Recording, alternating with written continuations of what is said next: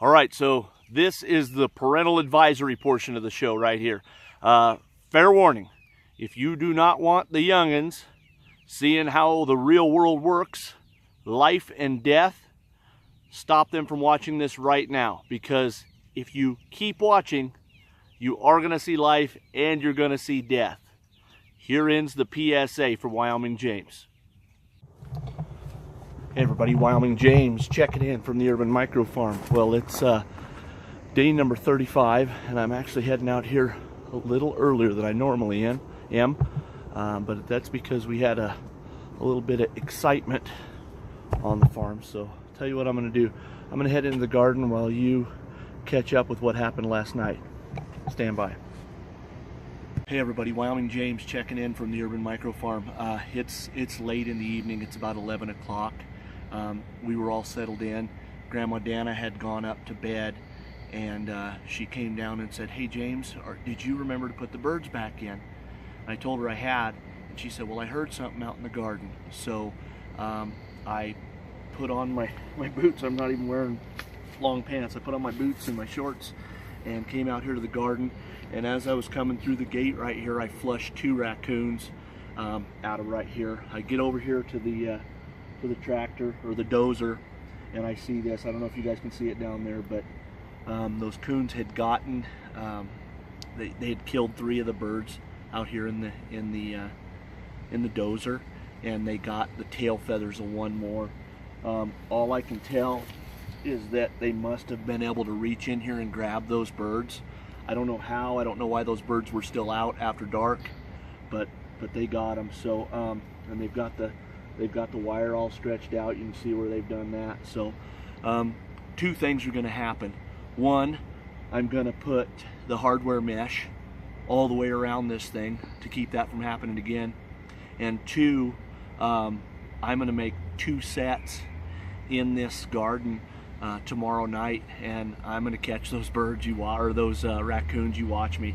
So went back in, got Mandy, grabbed a shooting iron, and came back out here. I flushed them. They went over on the neighbor's fence and they stood there and looked at me. So they're town raccoons, and they know what they're doing. So they found them some.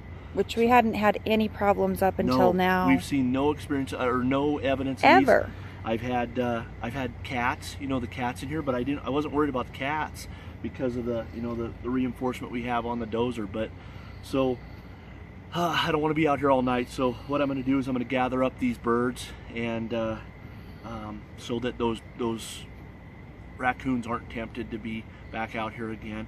And I'm gonna fix it. I'm gonna fix them up right quick. So you watch me. Wyoming James checking out until tomorrow morning. We'll see you then. All right, so now you guys know what that was about. So let's cruise out here and see if we caught our little culprit. Yeah, look at that. There you go. That's what we call a chicken killer right there. That little chicken killer is going to he's done killed his last chicken. So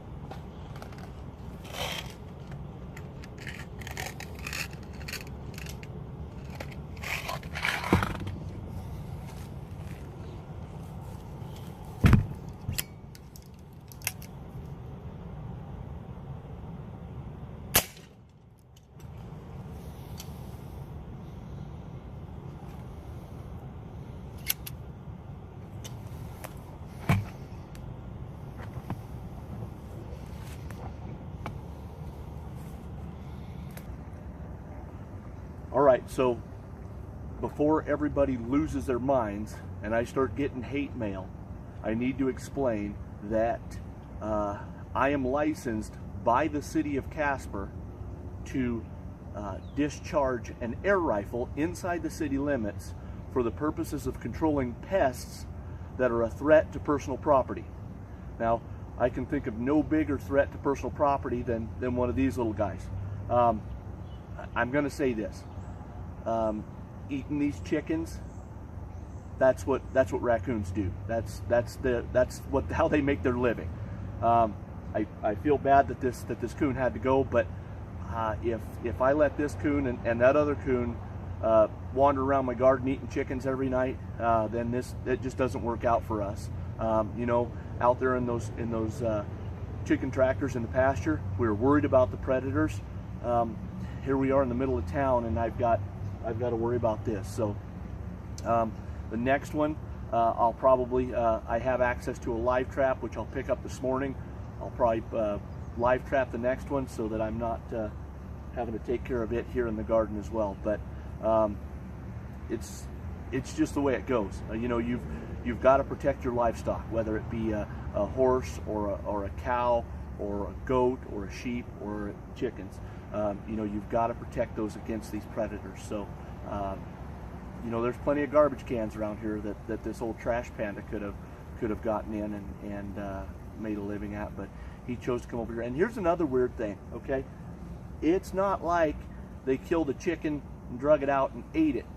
They ran around and killed 3 chickens, injured a 4th before they even started eating them. You know, by the time I got out here, they had 3 of them killed, and they hadn't even started eating them yet. Now then, this little guy, I made this set right here on the corner, and by set I mean I set a little trap for it, and he had come back. I knew they'd come back because they always do. So they come back for that carcass that was sitting right here by the edge, and that's when I snagged this one. Now the other side was untouched, so I don't know if that other one made it out here or not. So, but like I said, I'll prepare for that one this evening, and we'll see if we can't get those little chickens back out here. Now, quick update. We did pull the other 3 birds. One of them's hurt pretty bad with the tail feathers pulled out, and a foot got chomped.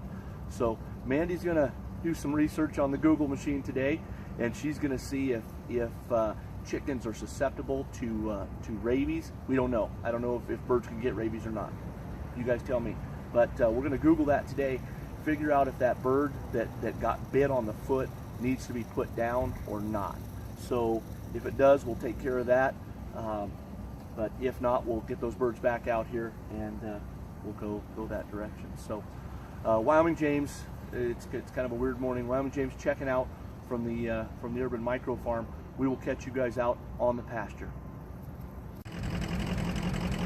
All right, so as I got to the pickup, I was reminded that I used the last of our water out there yesterday morning. So I had to fill 1 bucket, and it took this barrel dry. So before we can head out to the pasture, I've got to fill this up, and then we've got to make one more stop. I got to stop at the feed store because we're out of feed. So we had planned on getting there late yesterday afternoon, but we didn't make it, so we had other plans. So got to run over to the feed store and get some feed, fill some water, and then we'll head out there to the pasture. Stand by. All right, so we're out here on the pasture. Hey birds, checking on our birds. Everybody looks good in there. Hey birds. Everybody seems to be doing well in there. Happy. Hey birds. Everybody's good in here. So, all right, well, everybody is doing well. Let's get these chicken tractors moved, and then we'll do a quick update from the field here, and we'll kind of do a recap on our exciting day. Stand by. All right, so what an eventful 24 hours. You know, it started out this time yesterday morning with us preparing for that big eclipse, and I'll tell you what an amazing, wonderful, beautiful experience that was.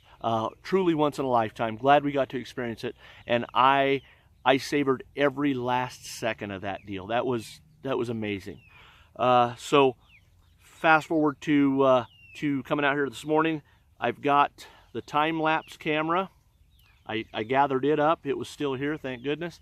Gathered it up, and it's got 2,883 time-lapse photographs on it. So we're going to get this thing back. We'll get it on the computer, hopefully get them edited to a point to where it means something to us, or we can see what's going on, and then we can get this up for you guys to see. So fingers crossed this works out. This is merely an experiment, but it was a fun experiment, and I really enjoyed that. So okay, so fast forward to last night's events. You know, I feel bad for those birds. They were traumatized.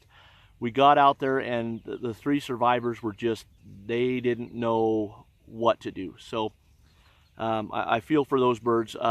Also, I think we haven't done the total we haven't sorted out all the carnage yet, but Mandy was thinking early this morning that that our friend Pearl may have been one of the ones that got it last night. We haven't, like I said, we haven't sorted it all out yet, but Pearl may have been one of the ones that got it, and then I think our big one that is the biggest one in the garden, he may have got it. Now, oddly enough, the one that I ran over with the tractor the other day, it didn't get eaten, or so Mandy thinks. And the reason she thinks that is because it doesn't move around a whole lot, so she thinks it probably stayed towards the center of the chicken tractor, and because of that, those raccoons couldn't get in there and grab it. But those coons did a really effective job of getting those 3 birds. So, you know, again, I do feel bad. I do feel bad about having to croak that coon, and I know I'm gonna have to do it again. But it's a way of life. It's a Western way of life. You know, it's different. It's so much different when you have livestock, when you have animals, and you're protecting those things. You know what? I wouldn't care if those raccoons came in there and ate every tomato and every piece of corn in our garden. That wouldn't even bother me. You know, I'd try to do things to keep them away or deter them, but I certainly wouldn't set traps, and I certainly wouldn't shoot them in the face for it. But you know, when they're killing our chickens, this is our livelihood. This is how we're making our living. So I have to do it. You know, and I'm not like I said, I don't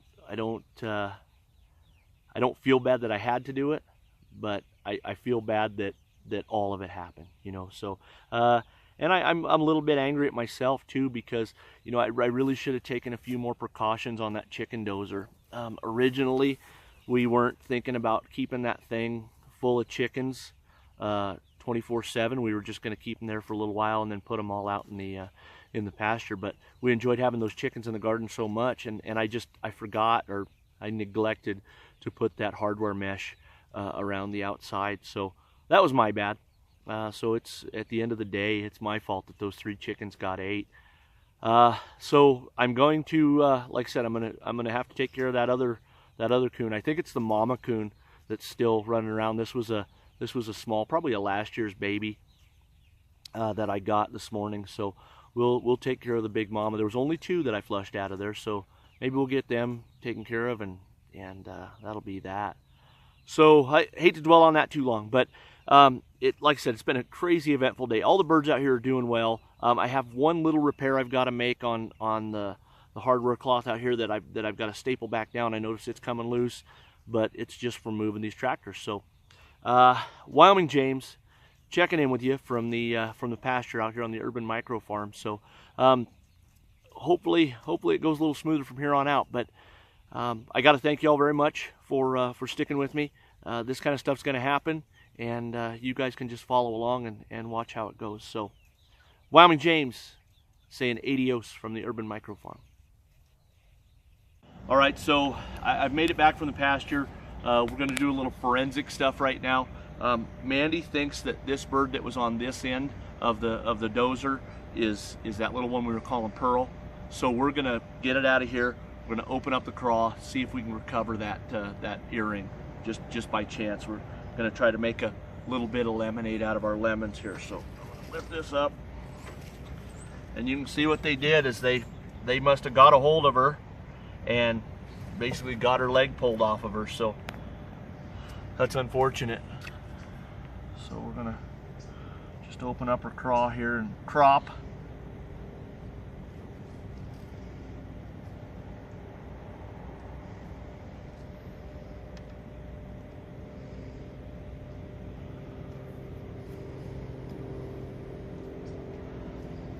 Probably something we should have done.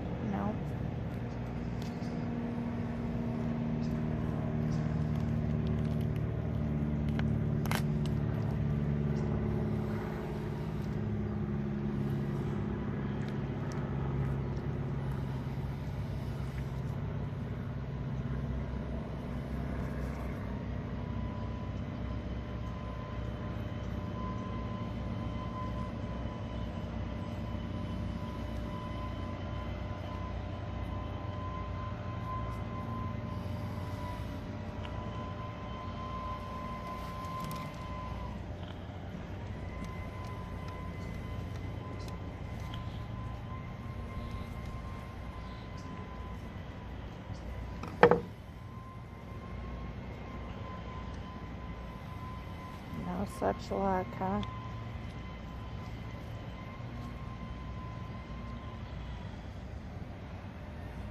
That's probably too gory.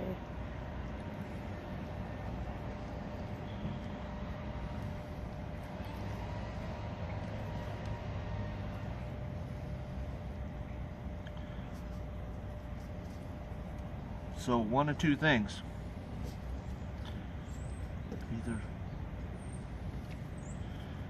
Either that's not pearl, or